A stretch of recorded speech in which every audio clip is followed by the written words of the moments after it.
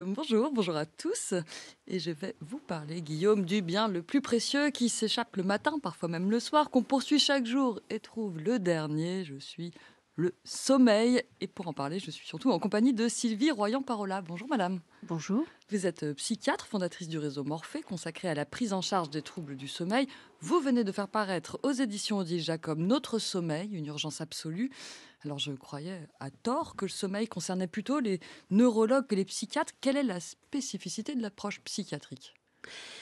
L'approche psychiatrique, est tout à fait légitime parce qu'en fait, à peu près 80 des troubles du sommeil, sont liés ou, associés à des maladies psychiatriques.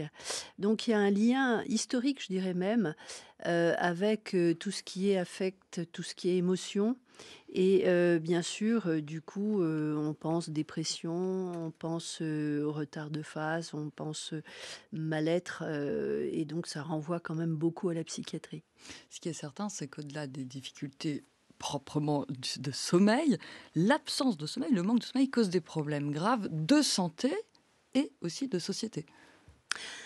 Oui, enfin, c'est-à-dire que c'est la société qui change et les habitudes qui changent qui font que on est dans un monde où le sommeil est très, très malmené et il est essentiellement, rétréci, hein, un peu grignoté le soir et avec des obligations dans la journée puisque bien sûr il y a le travail, son rythme de travail qui est particulier, le travail de nuit aussi, hein, ou comme vous des travaux, enfin un travail avec des horaires matinaux donc le sommeil du coup est réduit et cette restriction de sommeil, cette privation de sommeil va s'accompagner de troubles qu'on a identifiés, en fait, depuis ces 50 dernières années. Progressivement, en fait, on a compris le rôle du sommeil en voyant ce qui se passait quand on ne dormait pas ou quand on ne dormait pas assez et c'est là que s'est ouvert tout un champ énorme de compréhension en se rendant compte que, bien sûr, c'était en lien avec les maladies cardiovasculaires, notamment l'hypertension qui apparaît, quand il y a un sommeil malmené et trop insuffisant, mais aussi des maladies métaboliques comme le diabète avec, aussi l'obésité. Vous avez des maladies qui vont être plus en lien avec des baisses des défenses immunitaires, alors une facilité aux infections et même certains types de cancers, des cancers notamment hormonodépendants et il y a c'est aussi impliqué dans toutes les maladies dégénératives puisque, il y a un lavage neuronal qui se fait, essentiellement en sommeil profond et quand le sommeil ne peut pas faire cette fonction-là, eh bien évidemment, il y a des détériorations qui apparaissent et le cette en toile de fond est toujours présente ce lien avec les maladies psychiatriques, et la santé mentale, notamment avec, des dépressions, et dans la bipolarité, par exemple, on sait que le sommeil est absolument fondamental, comme, possibilité pour se réguler, même au niveau de l'humeur. Alors j'aimerais maintenant qu'on parle vraiment des pathologies liées directement au sommeil, non pas associées. Vous en citez de nombreuses, l'apnée du sommeil, le somnambulisme, le syndrome des jambes sans repos et bien sûr la principale, l'insomnie. Près d'un tiers de la population mondiale souffre de symptômes d'insomnie, 8% d'insomnie chronique, c'est-à-dire d'insomnie régulière. Quelle compréhension a-t-on aujourd'hui de cette maladie?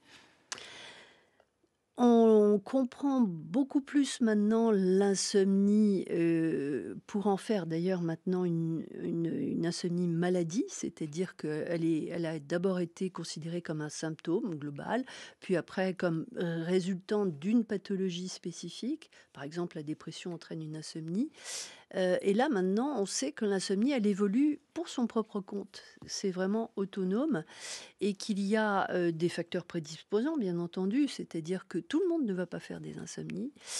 Il y a des facteurs précipitants, c'est-à-dire des causes, une catastrophe qui arrive dans la famille, une catastrophe professionnelle, un stress et on commence à avoir des insomnies et puis après, il y a des facteurs perpétuants et c'est là-dessus qu'on a vraiment progressé, depuis, ces 20-30 dernières années. C'est qu'en fait, on se rend compte que, finalement la personne dans son rapport au sommeil va mettre en place des stratégies qui vont, au départ, elle pense, l'aider à gagner du sommeil et en fait, l'enfer dans ce cercle vicieux et tout le travail qu'on fait avec les patients, ça va être de petit à petit désarticuler tout ça et remettre à plat les éléments pour que la personne retrouve son rythme de sommeil. Oui, donc on comprend qu'on a non seulement parfois vous parlez d'un hyper réveil de fond, ça c'est dans le cerveau, puis qu'après il y a les facteurs d'entretien. Vous dites aussi qu'il y a des thérapies qui permettent de aux patients de s'en sortir. Un mot peut-être quand même du premier remède auquel on pense, des somnifères. Vous en retracez l'histoire, le vin, l'opium, les barbituriques, jusqu'aux benzodiazépines synthétisés dans les années 1960. Cette classe de médicaments est devenue la plus prescrite du monde. On a ensuite les Z-drogues plus récentes. Est-ce qu'on peut faire rapidement, Sylvie Royan-Parola, un bilan de ces médicaments? Alors vraiment de tout temps, l'insomnie, c'est quelque chose d'insupportable et je pense que même l'homme préhistorique, il devait essayer de trouver une solution quand il dormait pas. Donc les gens ont pris ce qui était à disposition. Vous avez cité l'alcool, la morphine, enfin, c'était ce qui existait au tout début. Et après, il y a eu des médicaments très spécifiques. Alors les médicaments, c'est malheureusement pas la solution nécessaire, c'est-à-dire que ça va pas marcher tout le temps, longtemps. Mais par contre, c'est une situation d'urgence. Et après, vous avez des thérapies qui sont plutôt les thérapies comportementales et cognitives, qui, elles, vont vraiment travailler le fond et permettre à la personne de passer à un autre niveau, au niveau de enfin, par rapport à son sommeil. Et vous dites aussi que vous avez quand même conscience du manque de thérapeutes aujourd'hui capables de prendre en charge ces thérapies Hélas. comportementalo-cognitives. Voilà, et votre ouvrage très intéressant parle notamment d'une application britannique qui m'a beaucoup plu, ça s'appelle Sleepio. Ça peut accompagner les insomniaques quand il n'y a pas de psychiatre disponible. Plus généralement, ce que vous observez, Sylvie Royan-Parola, c'est quand même une désinvolture déconcertante du milieu médical et puis plus largement des acteurs de la santé publique vis-à-vis du sommeil. Puis, ce sera Oui, ça. tout à fait, parce qu'il y a quelque chose de très surprenant. Le sommeil, c'est pas juste une fonction comme le reste, c'est une moitié de nous-mêmes, c'est-à-dire enfin un tiers de nous-mêmes. L'homme éveillé, il n'existe pas s'il n'y a pas l'homme endormi.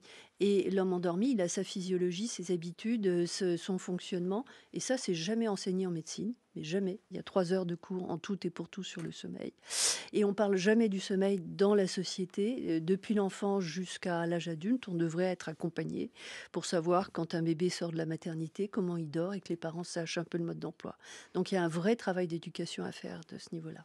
Notre sommeil, une urgence absolue, c'est votre ouvrage, Sylvie Royan-Parola, publié aux éditions Odile Jacob. Et je signale aussi aux éditeurs la toute nouvelle série de podcasts Votre cerveau que France Culture consacre aux bienfaits du sommeil.